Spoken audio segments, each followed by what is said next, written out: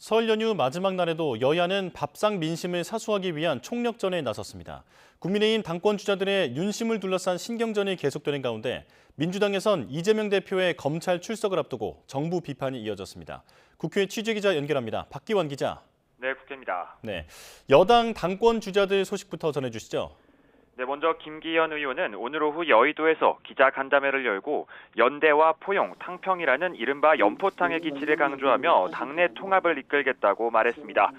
또 윤석열 대통령과 반대편에 있거나 척을 지고 당을 이끈다는 건 온당하지 못하다면서 안철수 의원을 향한 비판성 발언도 빼놓지 않았습니다. 직접 들어보시겠습니다. 대선 행보를 계속하고 있는 사람이 만약에 당대표가 된다면 우리가 상식적으로 생각해 봤을 때 보나마나 자신과 친숙한 사람, 자신과 오랫동안 정치 행보를 해왔던 사람에 대한 빚이 있기 마련이고 또 당을 위해서 충성해왔던 사람들에 대한 배려가 부족하거나 할 가능성이. 안철수 의원은 오늘 오후 북한 이탈 주민들과의 오찬을 가지며 외연 확장에 힘을 쏟았는데요. 간담회를 마친 뒤 취재진과 만나 다시는 컨벤션 효과를 일으켜 내년 총선에서 당을 통합하겠다고 강조했습니다. 또 흑수저 대표론을 꺼내든 김기현 의원을 겨냥해선 상황에 따라 말이 바뀌는 건 바람직하지 않다고 직격탄을 날렸습니다. 이어서 들어보시겠습니다. 연포탕을 외치다가 그 다음날 갑자기 또 진흙탕을 외치니까 좀 당혹스럽습니다. 상황이나 전략에 따라서 자꾸 이야기가 이렇게 왔다 갔다 바뀌는 건 저는 그렇게 바람직한 자세는 아니라고 봅니다. 국민의힘 3.8 전당대회 후보 등록일이 열흘 앞으로 다가온 상황이지만 나경원 전 의원은 아직 출마 여부를 결론 내리지 못했습니다. 나 전 의원은 연휴 동안 이회창 전 총재를 만나고 측근 등의 이야기를 들으며 고심을 이어갔는데요. 이르면 오늘 최종 논의를 거쳐 결단을 내릴 것으로 보입니다. 민주당 상황도 알아보겠습니다. 연휴 마지막 날인데 별도 기자회견이 열렸다고요?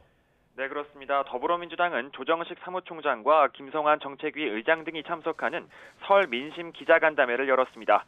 조 사무총장은 이번 설 밥상의 최대 화제는 난방비 폭탄과 말폭탄이었다며 설 민심은 윤석열 정권이 해도 너무한다는 것이었다고 직격했습니다. 그러면서 이재명 대표에 대한 검찰 수사와 관련해 야당 탄압이 극에 달했다며 군부 독재에 이은 검찰 독재라고 비판했습니다. 들어보시겠습니다. 제1야당 대표의 밥 먹듯이 소환 통보를 날리고 하루 조사면 되는 것을 이틀로 쪼개겠다며 쪼개기 소환까지 하겠다고 합니다. 공포 정치를 통치 수단으로 삼는 모습은 영락없는 독재의 모습입니다. 민주당은 이와 함께 김건희 여사와 관련해 도이치모터스 주가 조작 의혹에 대한 검찰 수사가 불공정하다며 특검 추진의 필요성을 거듭 강조했습니다.